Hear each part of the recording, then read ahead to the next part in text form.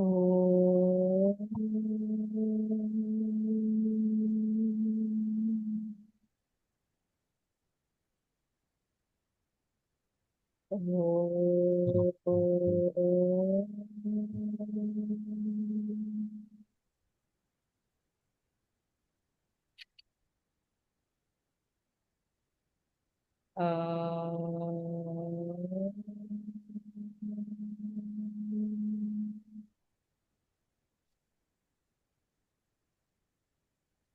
ॐ सहना भवतु सहनौ भुनक्तु सह वीर्यं कर्वावहै तेजस्विनावधीतमस्तु मा विद्विषावहै। ॐ शान्ति शान्ति शान्तिः। ॐ सदाशिवसमारम्भां शङ्कराचार्यमध्यमाम् अस्मदाचार्यपर्यन्तां वन्दे गुरुपरम्पराम्। ॐ गुरुर्ब्रह्मा गुरुर्विष्णुः गुरुर्देवो महेश्वरः गुरुः साक्षात् परं ब्रह्म तस्मै श्रीगुरवे नमः। ॐ सरस्वती नमस्तुभ्यं वरदे कामरूपिणि विद्यारम्भं करिष्यामि सिद्धिर्भवतु मे सदा। कार्पण्यदोषोपहतः स्वभावः पृच्छामि त्वां धर्मसम्मूढचेताः यच्छ्रेयस्यानिश्चितं ब्रूहि तन्मये शिष्यस्तेऽहं शाधिमां त्वां प्रपन्नम्। ॐ वाङ्मे मनसि ॐ Oh my God.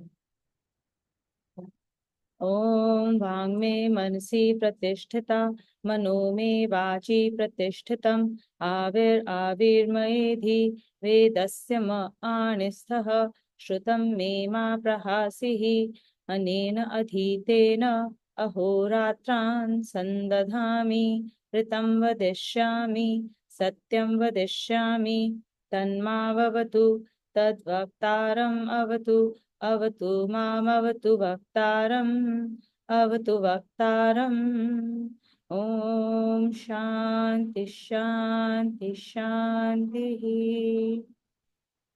ॐ भद्रं कर्णेभिः शृणुयाम देवाः भद्रं पश्येम अक्षभिर्यजत्राः स्थिरैरङ्गै तुष्टवाग्वं स्वस्तनूभिः व्यशेम देवहितं यदायुः स्वस्ति न इन्द्रो वृद्धश्रवाः स्वस्ति न पूषा विश्ववेदाः स्वस्ति नस्तार्क्ष्यो अरिष्टनेमिः स्वस्ति नो बृहस्पतिर्दधातु। ॐ शान्ति शान्ति शान्तिः। ॐ अहं वृक्षस्य रेरिव कीर्तिपृष्ठं गिरेरिव ऊर्ध्वपवित्रो वाजनीव स्वमृतम् अस्मि द्रविणत्वं सवर्चसं सुमेधा अमृतोक्षतः इति त्रिशङ्कोर्वेदानुवचनम्। ॐ शान्ति शान्ति शान्तिः।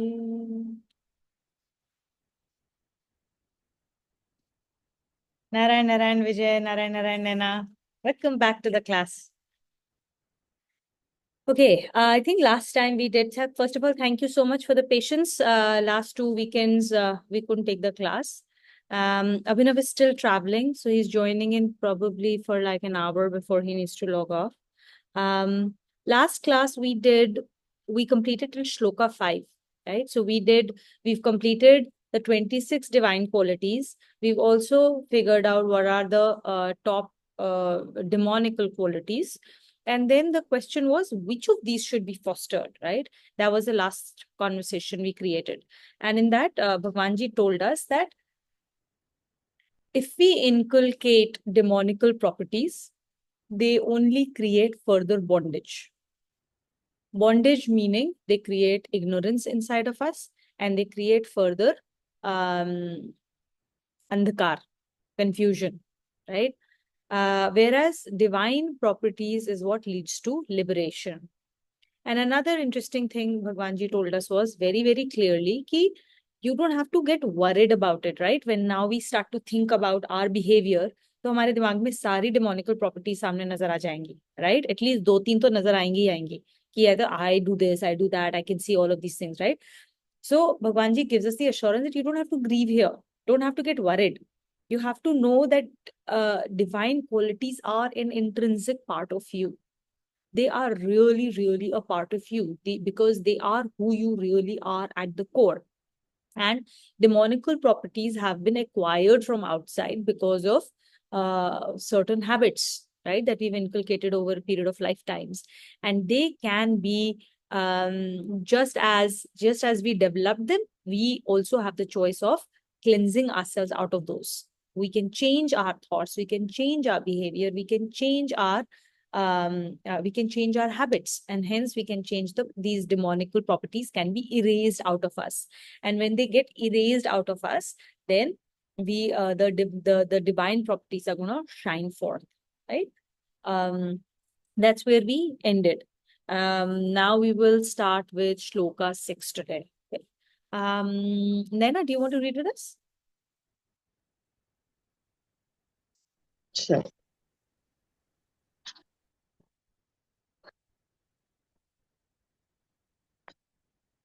Connection. Thus, the first three shlokas of the chapter contain the description of divine properties, and only the fourth shloka contains the description of demonical properties. The rest of the chapter is devoted to an extensive exposition of the demonical properties. Introducing this exposition, the Lord says,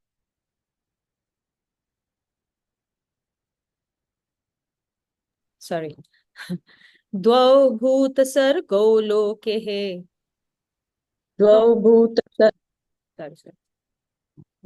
भूतसर्गौ लोकेऽस्मिन् भूतसर्गो लोकेऽस्मिन् दैव आसुर एव च दैव आसुर एव च दैवौ विस्तरशः प्रोक्त दैवौ विस्तरशः प्रोक्त आसुरं पार्थ मे शृणु आसुरं पार्थ मे शृणु. O Partha, the temperaments of human beings in this world are of two types, divine and demonical. The divine ones have been described in detail. Now listen to me about the demonical ones. Two types of temperaments. Of the two types mentioned in this shloka, human beings having preponderance of sattva guna are attracted towards the divine qualities, and those under the dominance of rajas and tamas are attracted towards the demonical qualities. As has been explained in the foregoing shloka, the divine qualities can be inculcated with sincerity of heart. If worldly values present impediments in this, they have to be rejected. Be it acceptance or rejection, firm determination is needed for either. With firm determination, rejection is easier to make than acceptance. If negative qualities of demonical properties are rejected, then acceptance of divine qualities follows automatically. So Bhagwan ji is telling us that out of the three gunas, if there is preponderance of satogun, automatically divine qualities are what will become attractive to us. Okay? And when rajas and tamas are high, that is when the expression of demonical qualities actually occurs. You will not see an expression of demonical properties when satogun is on the rise. Okay, so if you're doing puja as a satoguni activity, not as a rajasic activity, कि मुझे ritual करना है, right? If you are not doing it like that, I'm actually in a space of calm, peace, and gratefulness, right? When I'm doing my puja, because puja is nothing but that, right? You're singing glories of the Lord and you're being grateful to Him. You're basically saying thank you in a puja to Bhagwanji for everything He's given us, and we become Him in puja when we do it properly, right? So when we are in that state of satogun, when we are in a space of calm and peacefulness, right, there is no way that you will express anger. Thoughts and feelings are very tightly intertwined. At one point of time in at least one of the classes, I remember we had talked a great deal about how and why we put so much of emphasis on the thoughts, right? The subtle, as we said, has the maximum power, and the gross, as things become grosser and denser, they become less powerful, right? And we had taken the example, if you would remember, the example given was that of ice, then water, and then steam. Of the three states of the same matter, the same thing, um, ice has the least amount of power in it. Its ability to drive anything is least. Okay, and it is the most dense one. It is the most um, um, uh, of the three. It is the most sthul, right? The word is sthul, right? And as things get subtler, right, the energy stored inside those molecules only rises higher. And steam then has the ability to run a steam engine. It has the ability to run steam turbines. It has the ability convert to convert passive potential energy into kinetic energy in a much more efficient fashion than even flowing water. Right. So as things get subtler, they become more powerful. So thought is always more powerful than action. But how did we establish the connection between them? We first have thoughts, and every thought has an associated feeling with it and an emotion that comes with that thought. So the moment you have a thought and you ponder on it, right? There are 60,000 thoughts that go through our head. Not everything creates a feeling. They come and they go. Whichever thought we hold on to, and then we think about it, think about it, think about it. As we ponder, the associated feelings start to manifest inside of us. These feelings, these emotions are extremely powerful, and they are also um, easier for us to get a hold of, because they are more gross in nature, right? And we are not that subtle entities, correct? So because we are grosser entities, it is easier for us to understand slightly grosser concepts than the subtler concepts.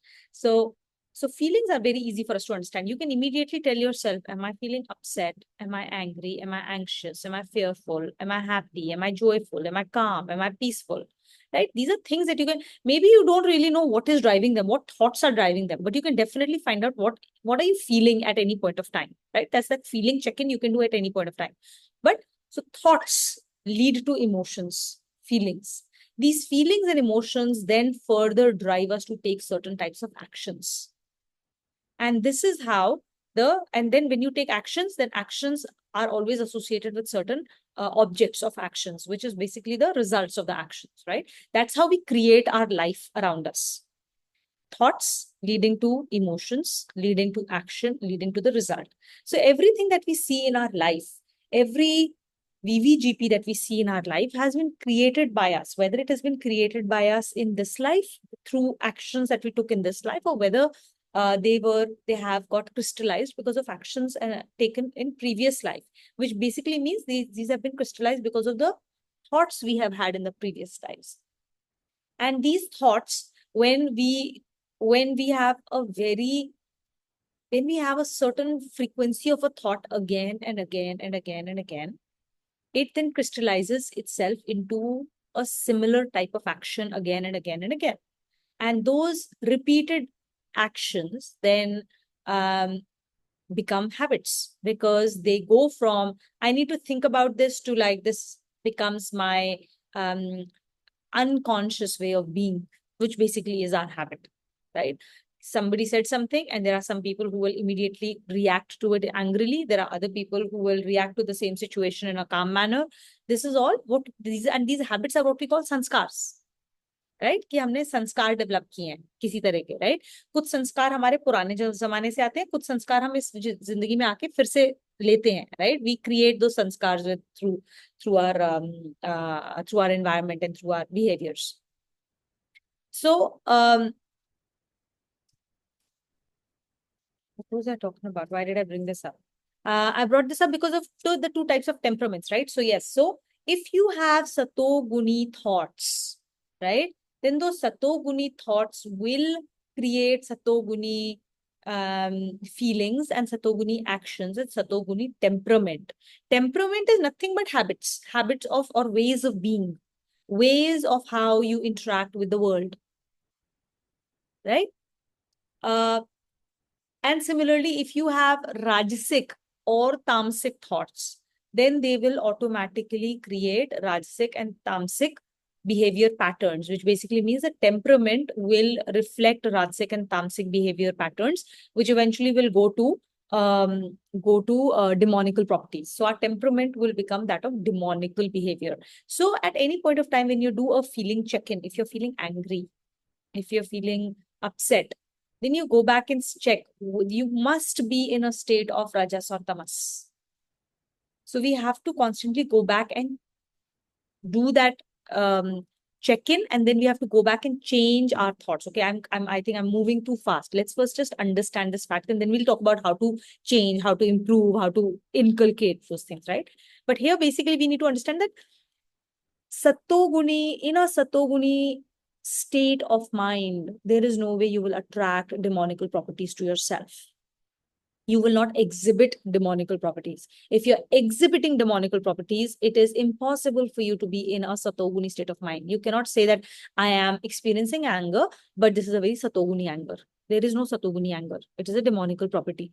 You cannot justify it. Oh, it is justified because that person did this. I had to do this to bring him back. It's my duty to get angry.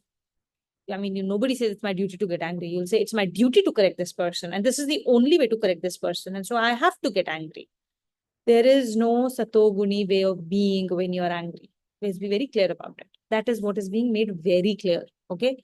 Satoguni state of mind, you will attract divine qualities. Rajas or tamas, preponderance of that gets you to demonical properties. Okay. And this is where the last chapter helps us understand this one. Right. And now, the first thing is what we accept deep down in our value systems. Okay. If we deep down accept in our value system that spare a rod, spoil a child. Okay. It's a very oft quoted sentence. And we all use it all the time to, get upset, angry, or to discipline children using violence of either words or physical violence, right? If deep down we think this is really true and that's a value that we hold true, we will never explore any other way of being. But if deep down we understand that that is not true, that is a demonical way of being, and there is a Satoguni way of being by which I can find a way to discipline a child and to help them. So we're not saying don't discipline. It's your duty as a parent to discipline a child. You have to. Okay, if you're not doing it, then you're not doing your duty. But there are Satoguni ways of disciplining a child. There are ways where you do not become an asur when you're trying to correct the child. You stay in your Davic properties, in your divine qualities, and yet be able to get the child to understand what is the right thing to do, what are his boundaries. Okay. So once we know that there is a way of being, then you can say, okay, there is a way to do that. And I fully, truly subscribe to that. Now, the problem is I don't know what that is. Right. But you will start to explore other options. You will start to learn. Answers will start to emerge when you truly start to seek it. And truly, you will start to seek only when you truly, truly understand what those true properties are. So here, Bhagwanji, the second very important thing he's told us in this shloka is that you have to truly accept divine qualities as being the right way of being deep inside of you. And you truly have to reject the demonical properties. You truly have to reject that this is not the right way of being. Every time I exhibit a demonical property, however smartly my intellect might justify it, it is just not the right way of being. Only when you reject it from deep down would you start to seek ways, and you will start to see answers on how to cast them off, how to cast off those habits that cause us to believe or to follow those qualities. So you have to have firm determination to reject these qualities. Every time somebody comes and tells us, no, this is the only way to do things, you have to know that it doesn't matter how coherent their argument might sound, how cogent their argument might sound, but I may not be able to answer your argument because I'm not able to, create an answer for it because I just don't have the right set of experiences right now. But I know for a fact that any of these demonical properties is not the correct way of being. And at some point of time in my life, because I believe this, I will be able to find the right answers. And then I will be able to, through my own experience, be able to argue back. But today I may not. And it's okay. But without being able to argue it out, just know that you, with full determination, you have to hold on to the fact that demonical properties have to be rejected and cast off at all costs. And I have to hold on to divine qualities as the way of being. That is a deep down, very deep down, acceptance. It's something that we, at the core, we have to understand. And again, now at the core, we will not understand today. Today, consciously, we have to take that decision again and again and again. Every time we slip, we again have to come back and take that conscious decision. When we take that conscious decision 1,000 times, right? After 1,000 times, that conscious decision will then start to seep into our subconscious. It'll start to go down slowly. And that is very, very important. Okay. That is the second most important thing Bhagwanji has told us in this shloka. Now we'll go to the next one.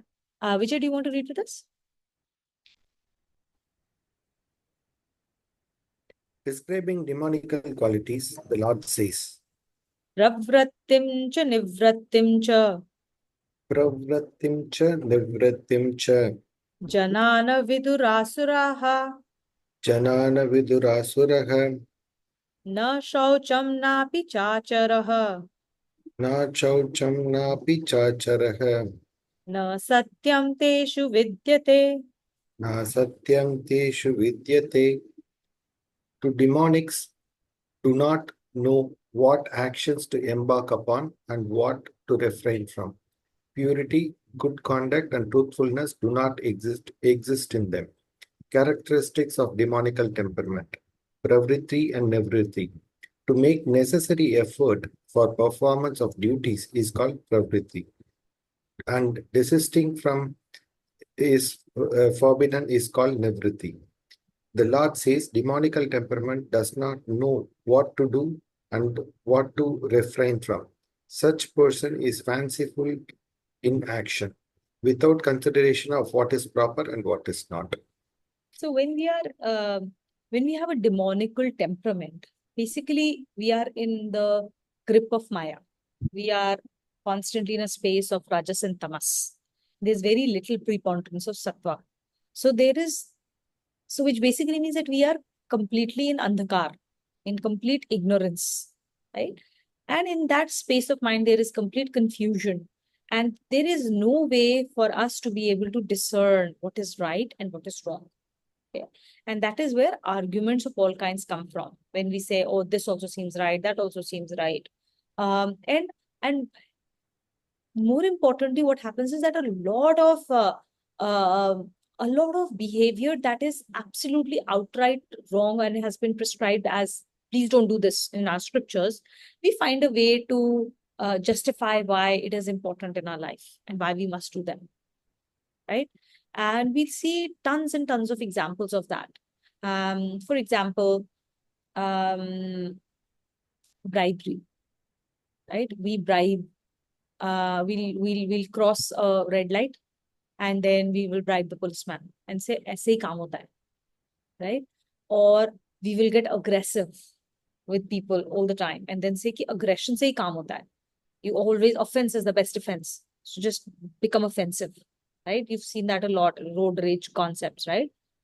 People say, "Aise hi kaam hoga." Otherwise, otherwise you'll come across as meek and people will eat you up, right? You've seen all kinds of thought processes around it, right? Then there are, a lot of behavior patterns you see which are hashtagged YOLO or hashtagged FOMO. They are all, uh, they are all most of them, I can't say all, okay, there's never a case of all, but most of them, if you deep dive down into them, you will realize that they are a case of complete confusion where we are doing things which are bad for us, secularly bad for us. So now the words pravritti and nivritti will come again and again. Pravritti is when we are doing something. Pravritti is attachment. When you are doing something, you attach something to yourself, or you do something, you attract something to yourself. Nivritti is when you leave something, right? So even in Patanjali Yoga Sutra, we will talk a lot about pravritti and nivritti. In our first 6 chapters, we've talked about pravritti and nivritti. Now here, pravritti and nivritti is basically being referred to as doing your duties is pravritti, and staying away from what you shouldn't do is nivritti. Nivritti is as important as pravritti. In fact, if not as important, is actually more important than pravritti. Because what happens is कि जैसे अब हम नाम जाप अनुष्ठान शुरू हो गया हमारा, right? So we'll do a lot of naam jap, and we are doing a satoguni activity, and that is helping us, do pravritti of divine qualities with us, right? It is attracting good qualities to us. It is attracting satogun in our lives. Uske turant baad, we will go back and then we'll start to do something else which is extremely rajasic or tamasic. I don't know, like, out of our habit, we will read news where it does not affect our daily lives. And I can't do anything about it, but I'll feel upset, angry, and then I will keep going into that rabbit hole. And before I know, I've spent 45 minutes reading news, which has made me upset. Okay. Sometimes it is better to stay away from that type of news. That nivritti is very important, because आपने इतनी साधना की, इतना positive वो किया, अपना generate किया सतोगुण, and then you went and you erased it with another rajasic or tamasic activity.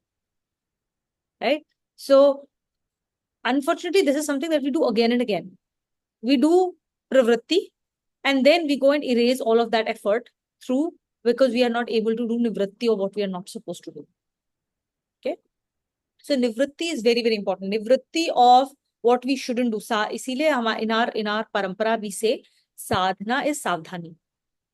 अगर आपने सावधानी कर दी, तो आपकी साधना वैसे ही होगी. Nivritti is more important than pravritti, because for example, for us to show our divine qualities, it is more important to clean ourselves of the bad properties. That is what is important. Nivritti of bad properties, nivritti of demonical properties is what is required.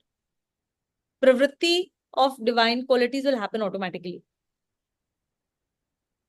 Right? When we have to when we want to buy new clothes, we have to empty our wardrobe first of the old clothes. Create space in our lives for the new good things to come in. So nivritti and pravritti are, in this, we should always think about nivritti first. In our life, you will realize this entire journey of Gita is going to be way more about nivritti than about pravritti. Because pravritti हमें बहुत कम चीजों की करनी है. बहुत कम चीजों की करनी है. क्योंकि we are intrinsically divine. हमें कुछ लेकर नहीं आना बाहर से.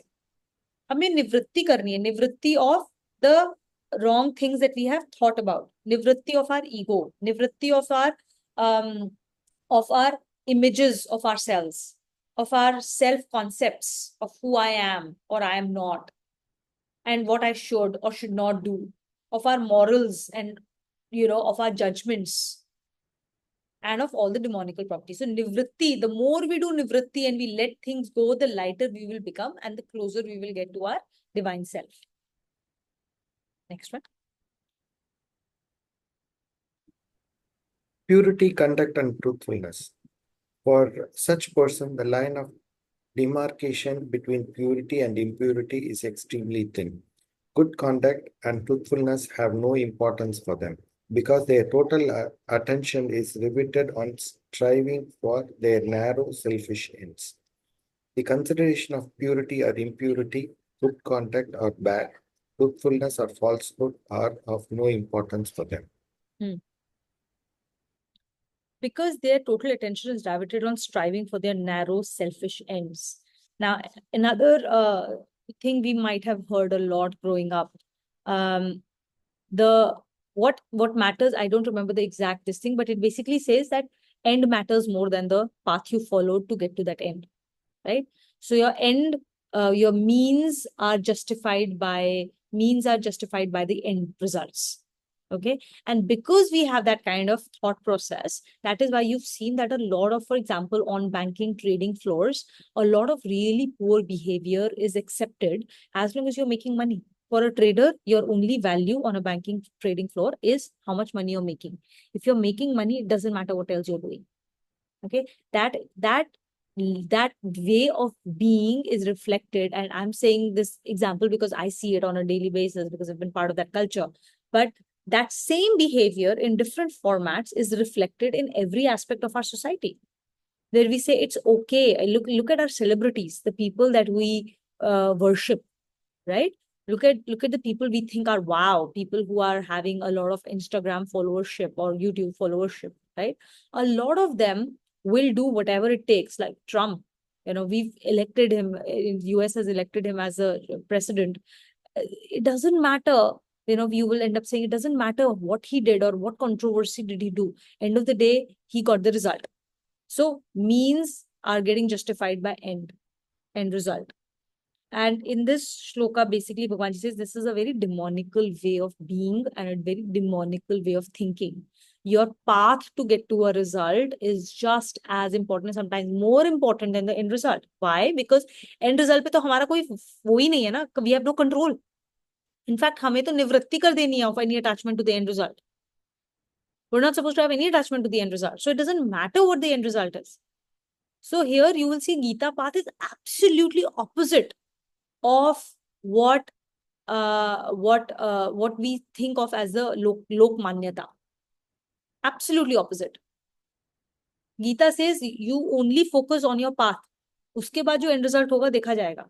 Actions are not important. Your bhav, your thoughts, your purpose, and your feelings, the emotions, the bhav with which you do something is way more important than the actual actions. And forget about the result. We don't even look at the result. Whatever comes, we'll take it with prasad buddhi. But demonical way of being is absolutely the opposite. It starts from the end result and then goes backwards. Okay. And because we are going the wrong way, we are going absolutely the opposite way. So obviously all your moral values are going to be turned on their head as well, right? Because you're walking the wrong path.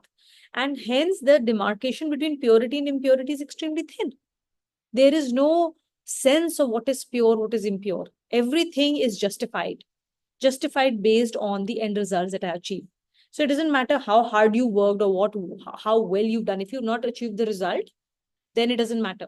If you didn't come first in your class, it doesn't matter how hard you studied or what you did or what effort you put in. I'm going to be super upset with you because you didn't get that, right? So, and these are all demonical ways of being. Our entire education system, which focuses on one exam, which will determine the rest of your life, is a very demonical way of being, because it doesn't give a child a second chance. It's that exam, that marks that get you there or not. But real life is not like that. You get chances again and again and again. You make mistakes, you take the consequences, move on, learn from it, get another chance. And that's what Bhagwanji is saying, that any other, so basically a person who is in a demonical state of being, there is no concept of good or bad conduct. There is no concept of purity, impurity, and there is no concept of truthfulness or falsehood. Now you can see how a person who is steeped in demonical qualities would behave and justify things that are absolutely opposite to Gita way of being. And we all have been that way at some point of time in our lives, right? Today we have Gita in our hands. Now the question here is not to judge others, but to know that we all are this person in some area of our lives. Because we all have, if we did not have the demonical qualities inside of us, then we would all today be realized souls, which we are not, right? We are not. We do all get angry. We all have a certain level of arrogance for something in our lives.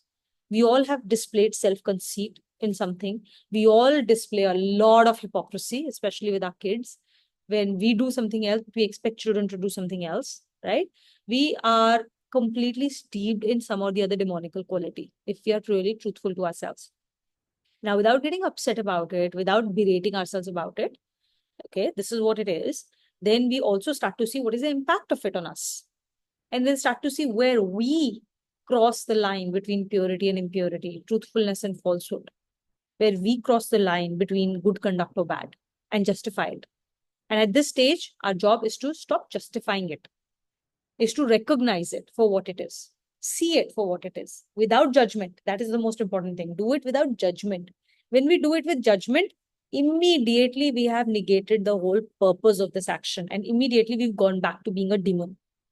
Because Ravan, who was one of the greatest demons, greatest asur of all times, was what? Ego. He's ego personified. So the moment we get into judgment, immediately we have given up the control from Ram to Ravan inside of us. And what happens then is that ego will then start to say, oh, I will never do this again. I will never do that again. I'll never get angry again.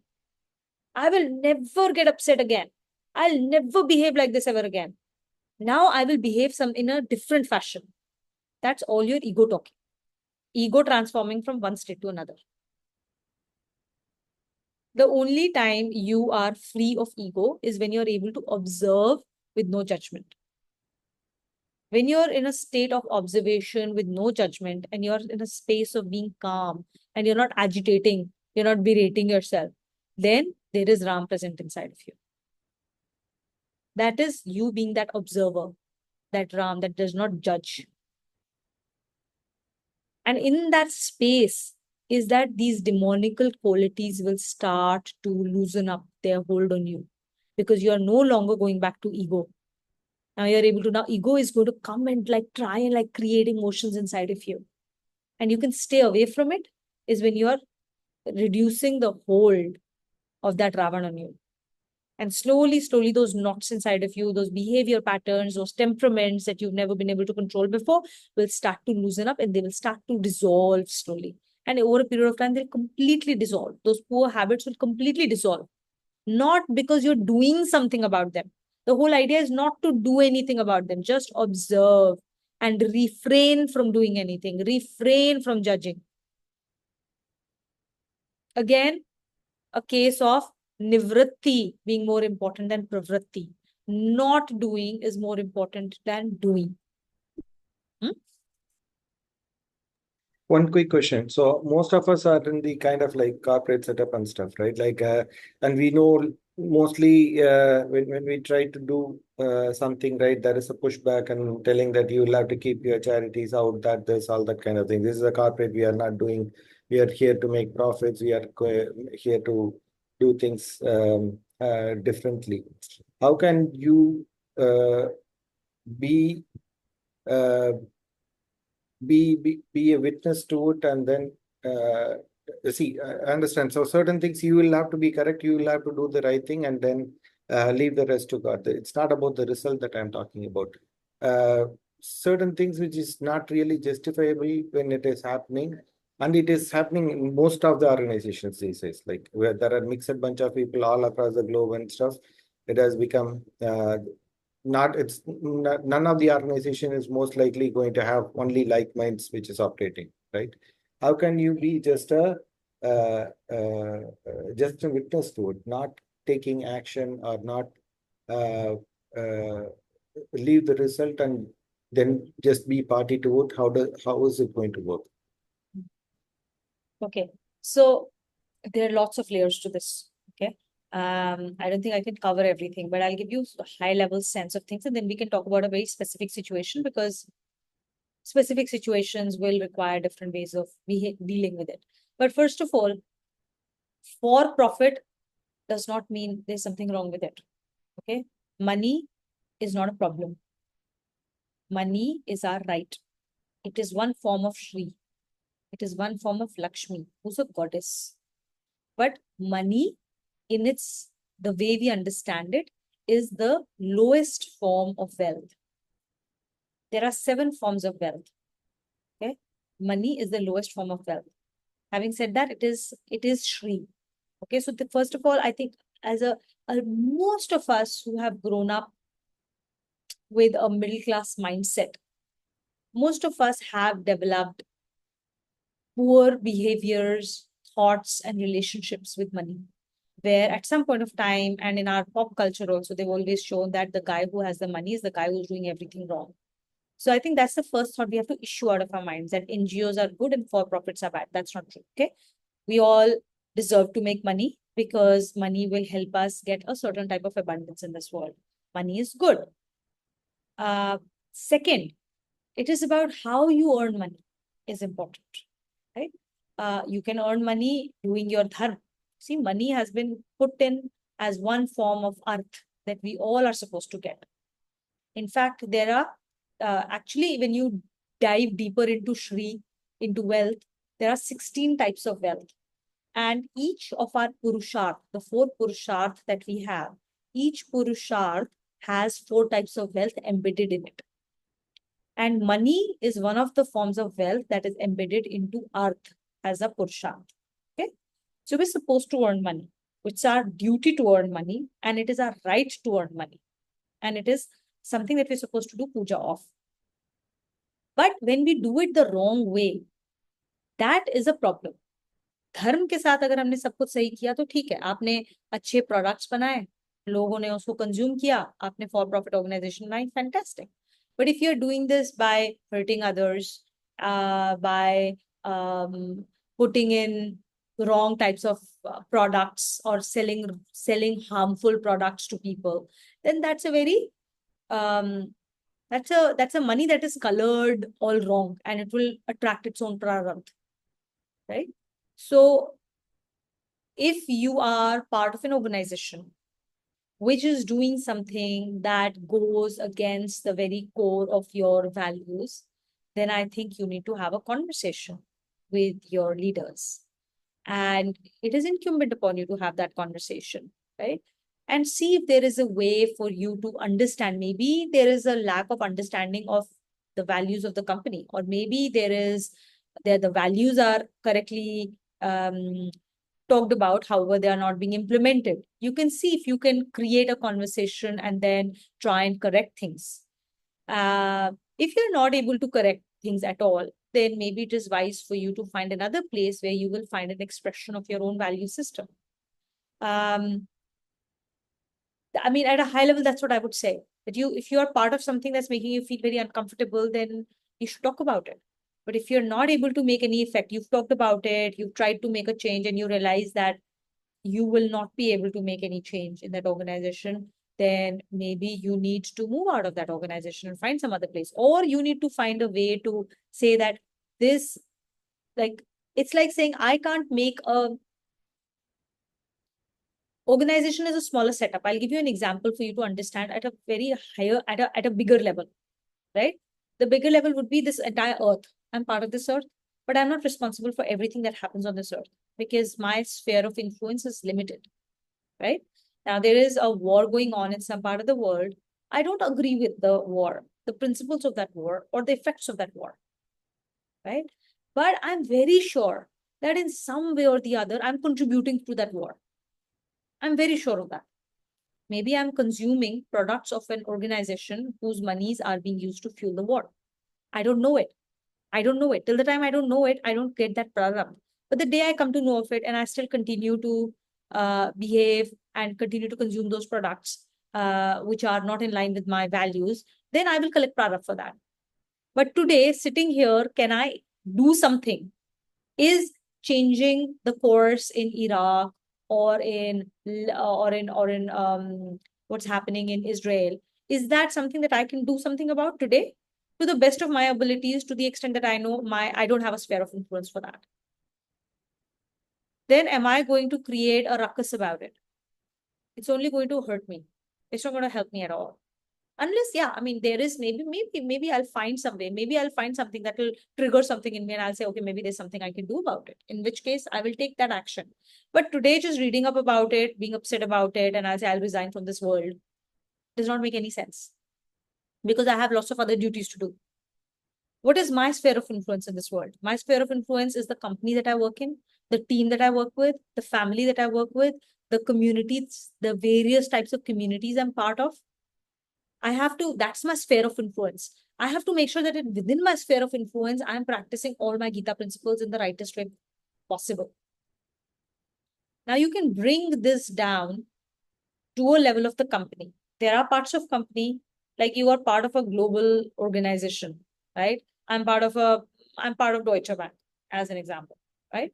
Deutsche Bank is doing all kinds of things, right? We keep hearing this is happening, that is happening, HSBC, whatever, right? Take any bank, you'll hear hundreds of millions of things, right? Can I influence everything if I'm just one trader on a trading floor? I can't. I can't change the course of history. If I'm the CEO, yes, I have the ability to change that. But as a trader, no. Then what is my duty as a trader? That I do my trades in with full integrity. I make money for the bank with full integrity. My duty is to make money for the bank and to make sure that I don't rip off my customers. That is what I will do with complete truthfulness, with the best of my ability. The day somebody comes to me and tells me that please mark this trade wrong in your book is the day I get in the muck of things. And then I have to take a choice. Do I want to do this or do I want to leave this organization because this is not something that is in line with my values? So I can't change everything that everybody else is doing within Deutsche, but I can make sure that I will do my job with full integrity. And the day I'm not able to do so any longer because circumstances around me are not allowing me to do my duty properly, I will have to make a choice. And it doesn't have to be drastic because I have duty towards my family as well. It doesn't have to be drastic that today you asked me to do this and now I'm going to resign today because that's an emotional knee-jerk reaction. But I will take a call that this is something not in line with my behavior patterns, it's not in line with my values, and I will now seek out somewhere else.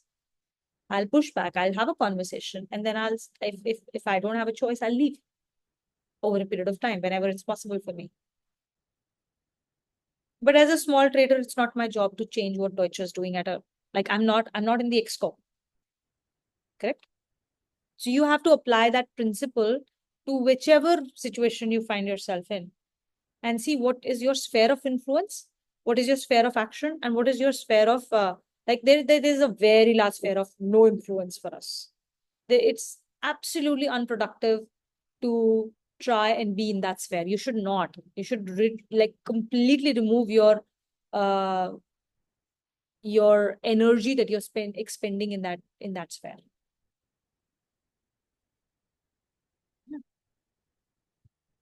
Okay. We can do one more shloka. Rituj, do you want to read with us? The Lord now describes the attitude of such persons towards the world. Asatyam pratishtham te Asatyam pratishtam te jagadahuranishwaram jagadahuranishwaram Jagadahuranishwaram aparaspara sambhutam Aparasparam Aparasparasambhutam kimanyat kama heitukam Kimanyat Kama Hetukam. They hold the world to be unreal without any moral basis and without a God. They say that human beings are born of nothing else but lust. The demonical attitude towards the world. In this shlok, the Lord has reproduced almost the very words which such persons speak. They have an eat, drink, and be merry attitude towards the world. Who has seen God? They ask. What is the proof that he exists? The world is created by union of man and woman. And enjoyment of lust is the aim of life. What else? So imagine this Gita was written like forever ago. And God has told us that the people who are with a demonical attitude will be saying this to you. And this is something that we've heard again and again and again in so many different formats. We've seen this in movies, we've seen this in our pop culture, in the music we listen to, in the around us, some of the people you may have heard in your company, in your college, school, workplace. Like The world is filled with people with this kind of attitude, right? And I'm sure that all of us have at some point of time subscribed to this attitude for whatever period of time, or we still do when it is convenient for us to do so, because that's how our buddhi works when it is in the grip of rajas and tamas, right? This is that YOLO attitude, right? Where we say there is no God because they have never seen God, but we know from the second shatak that these people will never see God because they are not seeking God. It is the greatest open secret because people are not looking for God. So how can you find God when you're not looking for one? You will find exactly what you're looking for. That's the truth of life. We are made in the image of God. If we are made in the image of God, then we have all the creative power of the God. So whatever we look for, we will find it. If we find faults in people, they will come true. If we find divinity in people, that will also come true. If we are constantly looking for misery, we will find misery. If you're constantly if you're constantly complaining in our lives, and you're constantly saying life is so difficult, life is very hard, if that's the behavior pattern we have and that's what we are looking for, life will respond back to us by saying tathastu. And we will find it. We'll find life very hard.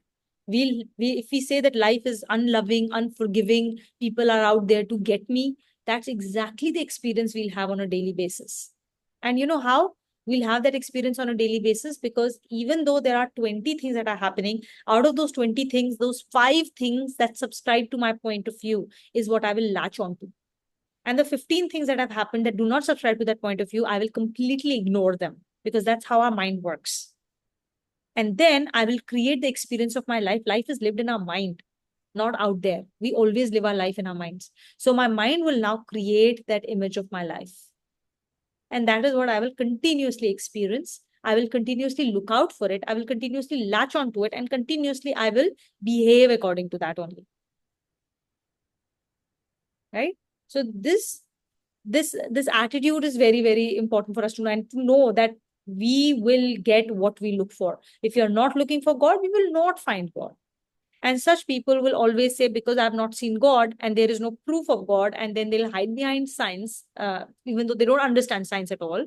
Then they will say, there is no afterlife. There is nothing that remains after we die. So you are born and you're just born because a man and a woman came together, and there is no purpose of life. And so the only purpose of life is to just eat, drink, and be merry. And they may even say this in the form of like, the purpose of life is to be happy. Actually, that is true. Day one, when we talked about what is the purpose of life, the purpose of life, as you determined, is for us to be happy. That's all that we are seeking. But the demonical people seek that happiness from petty, transient sources of pleasure. They are unable to distinguish between pleasure and happiness. That's the difference. So people who will be on path of Gita, Bhagwan ji kya bol rahe hain? You seek happiness, you deserve happiness. You deserve joy, you deserve bliss, you deserve wealth and abundance of all kind. But the kind that he's saying that we deserve is not the transient, pleasurable kind. That is a small subset. But the most important wealth we have to experience it is what has to be experienced at a subtler level. The subtler wealth of health, the wealth of peace, joy, happiness, compassion, being at peace with yourself first. Right? This is the real wealth. This is the real abundance. The love we experience in our lives. That is the real abundance. Right? So this is the demonical attitude towards the world. So now you can see, right? It is obvious what Bhagwan Ji is saying is so true. He knows exactly what he has created out there and how people are behaving in it. So this is the demonical attitude. Next time you hear that YOLO, now you know which shloka to refer back to know that it is absolute demonical. Right? 11:25. I think we can do one more. It's a small one. Kavita, you want to read? The Lord describes the motives behind the action of such people. Etam drashtim avashtabhya. Etam drishtim mavatstabhya. Yeah, you'll divide this word into drashtim and avashtabhya. Okay. Etam drashtim avashtabhya. एतां दृष्टिम् अवस्तभ्य Nashtamatmano alpabuddhayah. नष् Nash, नष्टाम् nashtatman, nashtatmano, nashtatmano alpabuddhayah. नष्टात्मानो अल्पबुद्धयः प्रभवन्त्युग्रक्रमाणः. प्रभवन् प्रभवन्त्युग्रक्रमाणः क्षाय जगतो हिताः. छाया जगतो हिताय. Holding on to this view, these lost souls with poor intellect and reckless deeds spell doom for the world. Demoniacal properties spell doom for the world. The intellect of the demoniac is clouded by such pernicious views, and hence it loses its power of discrimination. A person with demoniacal quality thinks only of causing harm to others. Completely devoid of tender thoughts and sympathy for the others, the actions of such person are harsh and cruel, and they portend nothing but evil for the world. So there are Rakshas and Asur. We had read about them previously, right? The difference between Rakshas and Asur is that Asur constantly wants more and more for himself. So the selfish people are Asurs. Rakshas, on the other hand, are not just happy with gaining more for themselves. They actually get happiness by seeing pain of others. That's the Rakshasi pravritti.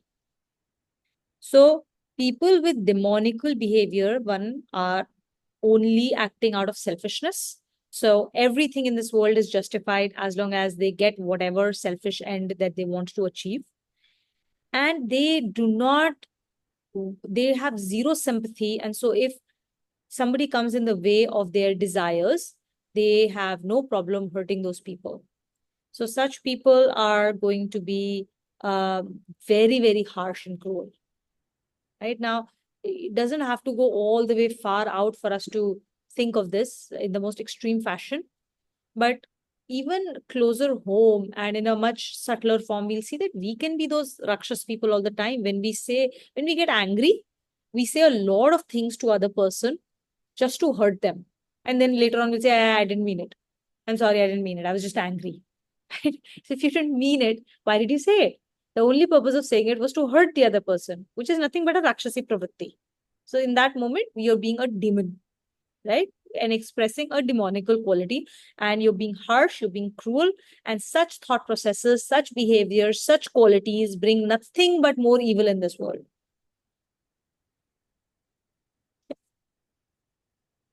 So now we know what the demonical properties look like. We know what kind of temperament it entails, what kind of behavior it entails, and what kind of actions they lead to. We know what is the attitude of such people and what is the result, how they work with the world, right? I think it's 11:30 now. So I'll stop here to take some takeaways because it's been a while since we went to do this. And I also want to talk about our Namjap Anushthan that we started on 15th. So we'll stop here. In the next class, we'll start from Shloka 10.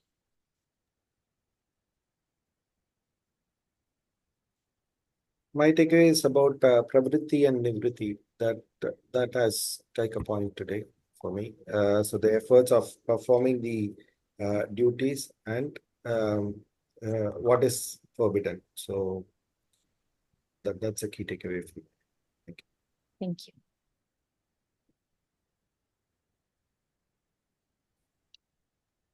My takeaway was about thoughts, emotions, and then feelings, actions, habits, and how they become a sanskar, the behavioral patterns, and about the how the source of divine properties in me would be sattvic activities and demonical properties would be rajasic or tamasic. And this made me think of this recent session I took on mindful journaling and about the fact that how it's important about self-compassion And they discussed three things about it. And there was this quote about self-compassion. It said that to quieten the inner critic and replacing it with a voice of support, understanding, and care for oneself. So there were three aspects to it, which relates to what we were discussing about self-kindness, about having compassion for oneself, and common humanity, about the fact that if once you are aware of what's happening within you, and acceptance of it, there is an aspect that others are also going through the same thing. So even if there are, obviously we have divine qualities, but the demonical qualities that are with us, acceptance of it, being aware of it, but the awareness has to come without a lack of judgment. So and then you have to let go. So it's important. They discussed about how if you're feeling something in a certain moment, the emotional intensity of it is at its highest at that point. So it's good to get it out by way of writing it down and then letting go and moving on. So I thought that was like could be related to this. And mindfulness was the third aspect about being aware and acknowledging. So that connection is something I want to implement and practice. Amazing. Thank you. I can go next. So the one thing that we discussed about is that being at peace with yourself, that really resonate,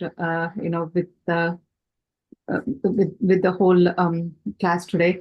And also Nivriti, we always do think about the Pravriti, but we always kind of say like, okay, the way you explained it, you'll have to take your bad qualities out before we start putting the good qualities in. That also, is a very good point. So, Anita, we don't have to put the good qualities in there. It is naturally there. Yeah, they're already there. They are just masked. It's like a mirror that has been, covered with dust. As we do the nivratti of the dust, the mirror will shine itself through. Right? So you don't have to bring it in. You will just have to leave the bad qualities out. Smita, do you want to do your takeaways first and then leave? If you're still there. Okay. I think she's already left. Okay, no worries. Who wants to go next? I can go. Okay, you go ahead. Okay. So my takeaway is what is the actual value we are holding deep inside us. So, and we had to be very aware of that, and to have the firm determination to reject the one which is which is the demonical quality within us, and to observe with the non-judgment. So, whenever our own quality we are aware of, and beforehand you mentioned in one of the class, awareness is God. So I was remembering that because when we are aware of that quality and just with the detachment, we are seeing that and automatically it's going to dissolve.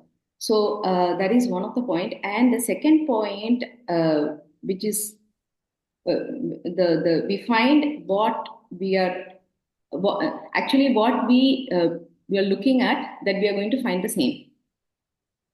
Absolutely. So that is where I think the connection with Rajas, Tamas, or Sattva, because any situation we can look at in a Sattvic way or in a Rajas, Tamas way.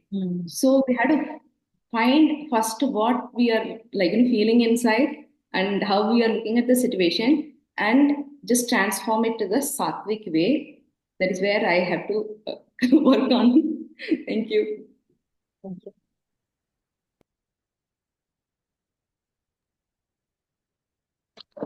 Yes, I think everybody has mentioned all the takeaways. I think each shloka had its own takeaway here. So for me, mostly it's the subtlest of our thoughts and emotions are the most powerful ones. So they are like this, probably the what powers the steam engine. So I think that's what changes the course of our lives all the time. So that's where we have to modify and monitor and modify without judgment. And it's mainly about, like you said in the last class also, Gita is all about letting go of whatever we have acquired, unwanted things, and cleansing it. And that's about it. Of course, that's nivritti, which was mentioned here. And also the core belief systems which we follow, which needs to be assessed all the time. And this is what drives us, and this is what makes us take our decisions. And anger comes in because of that also. So it's all interconnected. And I think it's all about letting go mainly. That's my takeaway. Thank you. I'll go next. Today's takeaway for me was Pravritri and Nivritri, and about how that, doing Nam Jap, since I'm starting it for the first time, and, then right away, like you say, you go watch the news or you read the news. So then all the good that you've done and, the peace of mind that you have, suddenly it goes away. So it was something very interesting to learn that, how important it is to, even though you're doing something good, but then if your thoughts and then later on your actions and your thinking or reading can also affect you to move away, and then you're undone all the goodness that you did do. So I found that quite interesting today. Absolutely. Thank you so much, Prem. So I think all of us here have already probably put in their names for the Nam Jap. Is there anyone here who's not put in the name for the Nam Jap? We've all pledged, right? I will add that to you. I've been started doing it, but I didn't make the entry yet. I will do that today. Okay, please do that, yeah, because that number is going up. So Nam Jap is the Anushthan started on Friday, the 15th. It was the Kartik Purnima. Very, very powerful Purnima, and we had the super moon also at that time. We are going to be doing this for 21 weeks. Okay. Isse pehle, we had 6 months of nearly 4.5, actually 5.5 months of Anushthan, where we did certain types of rituals. And then came this. Generally, I just want to make you understand why that Anushthan is important, because I think very few people participated in that Anushthan. And we are now directly going into Nam Jap. So I just wanted to touch upon that a little bit so that we are all prepared for what is to come, and then to prepare for the next year as well. Okay. The first thing is that Nam Jap is the highest form, or one of the highest forms of Anushtans, right? One of the higher forms of Bhakti Sadhana. And the highest form after this is going to be when we get into meditation and everything, right? Now, Nam Jap is also of 3 types. There is Vachik Nam Jap, where we speak the Nam Jap. And then there is Mansik Nam Jap, where your tongue is not moving and you're not speaking and it goes on in your mind, but in your mind you're saying it. And then there is, which is basically the quiet Nam Jap, where even in your mind you're not saying it, it's just going on and it becomes a part of our being. So even when we are sleeping, that Nam Jap is going on. Okay. They are obviously progressively faster and faster. So the minimum number of Nam Japs we should do is 16 malas. Okay. We have to get there. It is not difficult. A lot of people do it, and it's easy for anyone who wants to do it to be able to achieve it. You use a counter, don't have to sit down in one place to do that Nam Jap. It is recommended that at least a couple of malas, at least 1 or 2 malas you should do while sitting at the altar. And the rest you can do throughout the day, and do as many as you can by sitting down. The reason for that is that Nam Jap, now how does Nam Jap really work, right? Nam Jap works in several ways. One is that it occupies your mind. When your mind is empty, either you're thinking about the past or you're thinking about the future. In fact, at all times, we hardly ever stay in the present. And now is when the life actually happens. Life only happens in the moment of now. It does not happen in the past, that's gone. It does not happen in future, it hasn't come. It only happens in the moment of now. That's it. This is our life in this moment, in this moment. But we are rarely ever present in this moment. So we are never really, really living a life. Life just passes us by because we are not in the now. And what Nam Jap does very powerfully is to remove us from that past and future conversations, which our mind is constantly reliving and reliving and reliving. So we are in the moment of now. That's the first thing it does. So it relieves of it. It does the nivritti of poor thought processes that we are a victim of constantly. The more Naam Jap we will take on, right? The lesser, the more nivritti we will do of harmful thoughts that we generally constantly keep up with. So we are either thinking past, we are thinking present, or we are thinking useless other thoughts. We are singing songs in our head, which typically don't even mean anything, right? You now relate this to another important part, that our mind is extremely powerful and our mind is extremely malleable. It becomes whatever it is constantly thinking about. So if you're constantly thinking about a song, the crux of that song is who you will become. The quality of that song will become a part of you without you knowing it. You will become that song. If you're constantly doing your chanting a mantra, the quality of that mantra will become a part of you. And when we reach that stage, it's called being mantramayi. The people, the seers of the sages or the seers as we call them, who saw and brought to life each of the mantras that are out there, even though they all started from Shivji, there are the other seers actually brought them to life to us. They all, when they invoked the mantras, they became mantramayi, such that they chanted and invoked it correctly for long enough, such that they became the quality of the mantra. We all will become whatever we think about all the time. So if we always think about Ram, we will become Ram. If we always think about Ravan, we will become Ravan. Today we are all, for most part, Ravan for most part of the day, because all we have thought about is Maya all the time. How to acquire Maya, how to subdue Maya, which is what Ravan did, right? Ravan tried, and what is Maya? Maya is Shakti of the Bhagwanji, which is, for example, Sita is Shakti of Ramji. So what did Ravan try to do? He wanted to own Sita. He wanted to subdue Sita. That's what we try and do when we are trying to say, I want this, and I want it with entitlement. Now, actually, Maya is extremely beautiful, extremely gorgeous, extremely glamorous out there. And Bhagwanji himself acknowledges it. It is his power after all. And he wants us to fully enjoy it without taking possession of it, without taking ownership of it. He says, if I've given you a house to live in, enjoy that house. It's been given to you to enjoy it.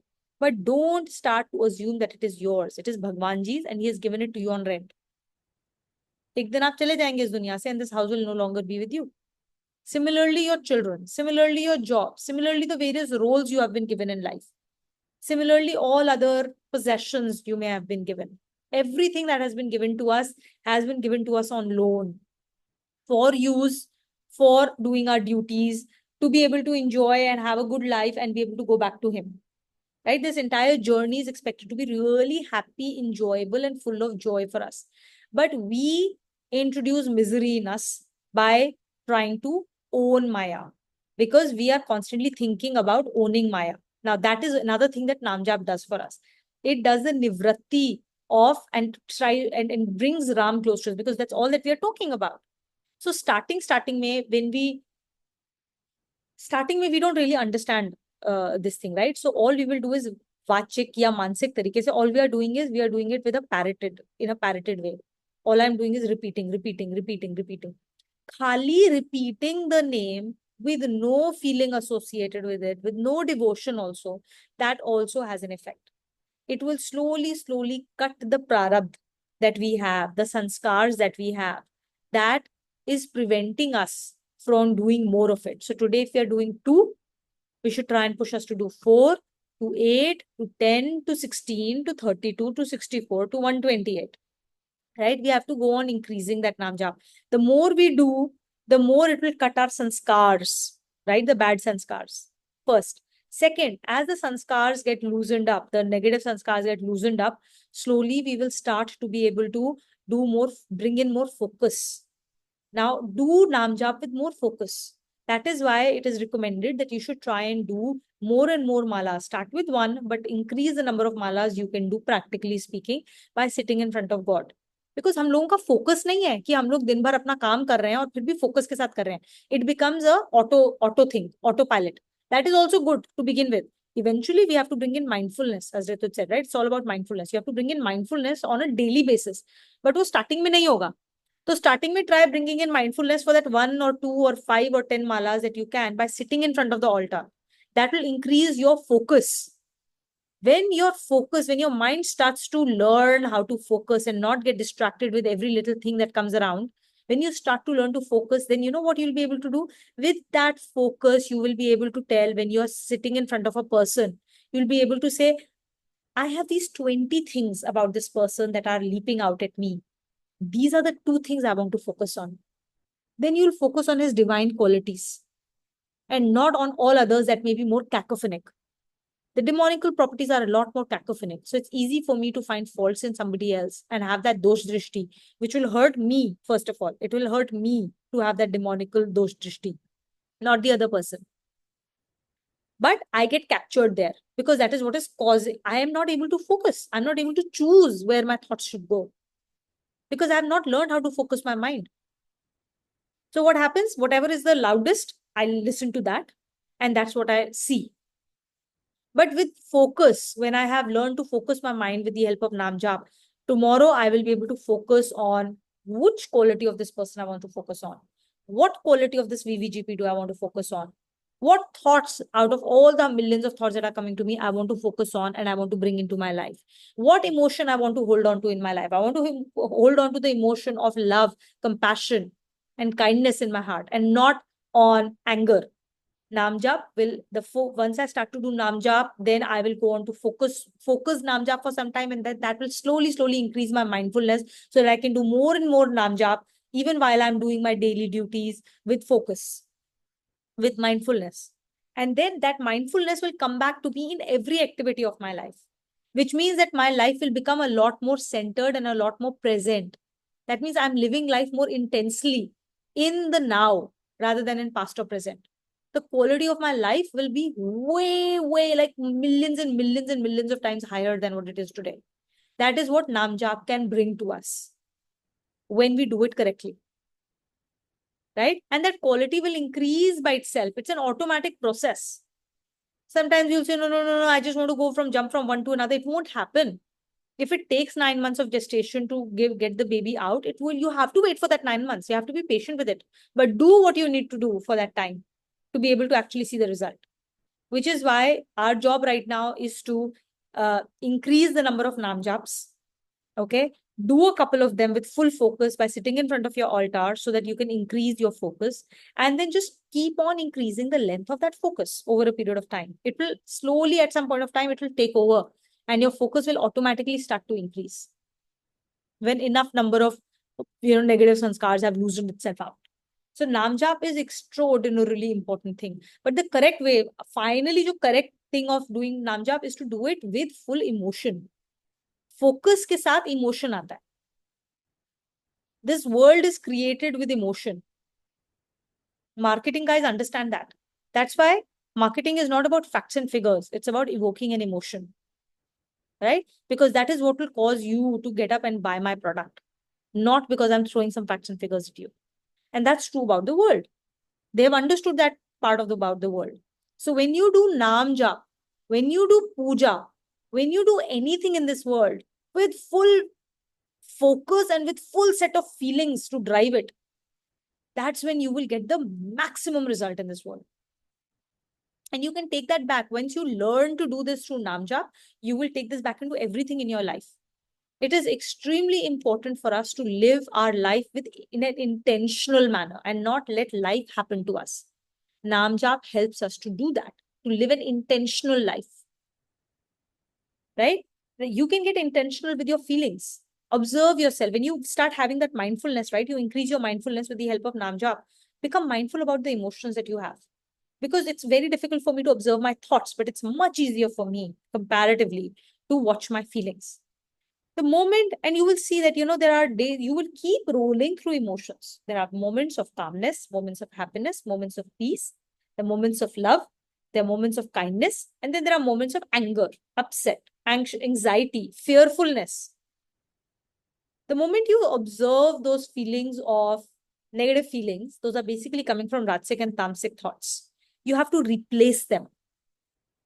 Replace them with the focus. I want to replace it with this. There is an entire process of doing it. But the point is, I can tell you the process, but you have no tools to do it. You have no ability to do it because you've not developed that ability to focus. You've not developed the ability to direct the mind. तो क्या कर लेंगे आप? कुछ नहीं कर पाएंगे. Because it's not about knowing, it's about implementing. Life is about implementing. So Naam Jap will help us to get that level of precision of focus in our lives. And then you will start to see the magic come through, because you can now direct your mind. This is what I want to think about. This is what I want to feel. And that is what I will create in my life. Then you will have an amazingly intentional life. That's how important Naam Jap is. It is not just a silly ritual. It's about being able to get the tools and learn how to use them to create a wonderfully abundant and happy, wealthy life. And Naam Jap, again, is it's a Gyan Yog. Usse pehle, because we are all very gross set of people, isse pehle sare rituals hote hain. We are taught, we had this Anushtan of 5.5 months where we were supposed to do certain types of pujas, certain types of Anushtans, right? That's very physical in nature. Yahan jaake baitho, ye actions karo, ye bolo, itne time pe bolo, aise karo. Why? Because it is very gross and physical in nature. It captures all your senses. When you're doing puja, you're lighting a diya, your eyes are involved in that. You're, lighting a fragrance, you're lighting dhoop, batti. So your sense of smell gets activated and gets captured there. You're using flowers. With each flower, you're putting down there. You are your eyes are getting captured, and your vani is getting captured there, because you're saying something, you're invoking something with each of those things. When you put in, you have roli, you use chandan, you use all of those offerings, your sense of touch is getting invoked and getting involved. Basically, when you do panchopchar puja, all your 5 senses are captured in that puja. So you're not now thinking anything else. It's a way of helping you focus physically. Once you've learned how to focus physically, and you've learned a little bit how to focus your 5 senses for those 5 minutes, 3 minutes, 10 minutes, 20 minutes, and then slowly increase it to an hour and a half, boss, then you're ready for Naam Jap. Because Naam Jap mein only your mind is being used, boss. Your 5 senses are free to go out in this world. Right? So it's more difficult sadhana than the ritualistic sadhana. Because wahan pe you have the ability to capture all your 5 senses. That is why it is a precursor to starting the Naam Jap. Okay? Having said that, today we will do this Naam Jap to the best of our abilities. Push yourself. Don't restrict yourself to what you feel comfortable. Go into the space of discomfort. I think I can easily do 8. I'm pushing myself to do 10. Do what is really uncomfortable to discover magic. If you don't think you can do 16, take on 16, because you're not doing 16. Bhagwanji will make you do 16. Surrender your ego. Right? And then see the magic happen. See the intention being created in your life. See the focus being created in your life, and see the power of living in the now. You will see sanskars drop off. And don't worry if you don't see all of this immediately, because a lot of this will happen only after we've crossed the initial stages. Right? When we are able to do 32 and 64 malas, when we reach that stage, by that time, first, we have learned how to let go of ego a lot. Second, we have developed a lot of ability to not think about bad stuff that makes me feel bad and then attracts more bad stuff in my life. Because I've replaced it with Bhagwanji ka thought. Right? The more Bhagwanji ka thought, that means more divine stuff I'm thinking, the more divine stuff will come into my life. That's what I need to do. So know inside your heart that this is the truth. This is the path. Today I can do only 8, but it's okay. Know that you're capable of doing 64 and you're on the path of doing 64. No matter how difficult it seems, know that you're on the path. It's like you placed an order on Amazon. Okay. After you've placed an order on Amazon, you place an order, I want to do 64. I will do 64. This is my order. I'm asking Bhagwanji, this is my submission. Make me do 64. At some point of time, after you've placed an order, you don't worry about it. You don't doubt it, right? Amazon will do its job in 10 days, 12 days, 2 days, whatever it says, it will come. That order will come, right? You just have to wait it out. That order will come. You don't keep doubting in your mind, will Amazon really send it? Will Shopee really send it? You've already ordered it. It will do its work and it will get back to you. Similarly, you put an intention out there. I want to do 64 malas. I will do 64 malas. Whatever time it takes, whether it takes you 1 year to get there, whether takes you 2 years to get there, whether it takes you 4 years to get, it doesn't matter. It will come to you. First, have that conviction and know that with the same level of conviction, that all the goodness of life will come to you. All you need to do is to use the focus as you keep building it up, to keep focusing back on your emotions. I don't want to feel demonical emotions. I want to feel divine emotions. I want to be in a space of, so it's a process. And you will learn this process over a period of time, and then learn to keep Vishnu and Shri in your life constantly. Shri comes and sits when there's Vishnu. Wherever there is Vishnu, wherever there is Bhagwanji, Shri will come. Abundance will come. Okay. So that is the power of Namja, even though it doesn't sound like it at the beginning. And it feels like a chore, it feels like a rote thing to do. But that is where it will lead you to eventually. Right? So let's all take on way more than what we think we can do, and then let it out to Bhavanji. Pray in front of him and tell him, you have to make me do it. Find a way, do it. And I am not doing it, you are making me do it. उसके बाद जो हो वो भगवान जी की कृपा. बस constantly भगवान जी को याद करना है. That's it. You will be amazed at what this universe, what Bhagwan Ji is willing to give to you when you fully surrender yourself. With no doubt. With doubt नहीं करना, self doubt नहीं करना, नहीं हो पाएगा, what if. The moment we have what if, we've killed that positive thought and we replaced it with a negative thought. So don't doubt that you'll be able to achieve it. You observe yourself, right? With that, when your mindfulness increases, you will see the difference in that subtle difference in feeling you will have when you have full faith versus when you have a doubt whether you will get it done or not. And that difference in your faith, that difference in your feeling what will get manifested in this world. That's how we manifest our lives. That's how we create everything in our lives. Okay. It's 11:58. So I'll close the class, but please take Nam Jap seriously. It is not a rote ritualistic thing. There is some real science behind it, and you will be able to do a lot with the intention and the focus that you can develop with it. Okay. Thank you so much, everyone, for the lovely satsang. See you all next weekend. Narayan, Narayan. Oh, we have to do our Nine. shlokas. Oh, closing. Who wants to do closing shlokas? Any volunteers? I can do.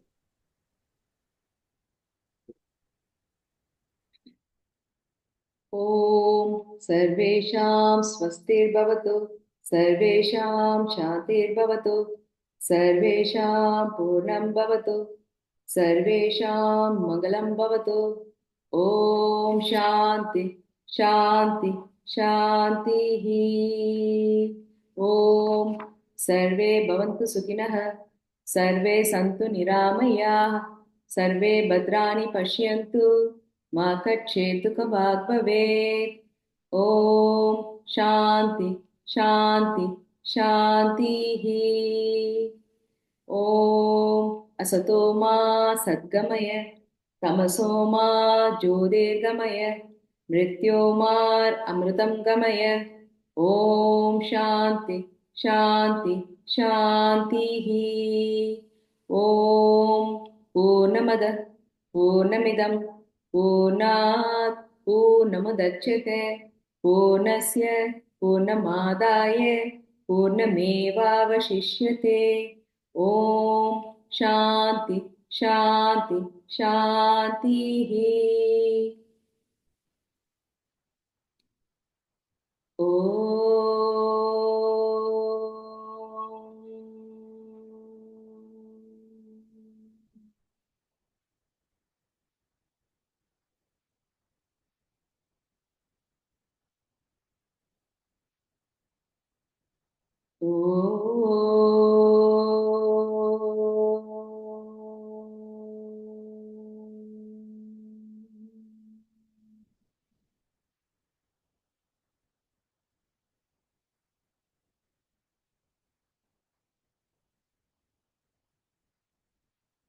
Om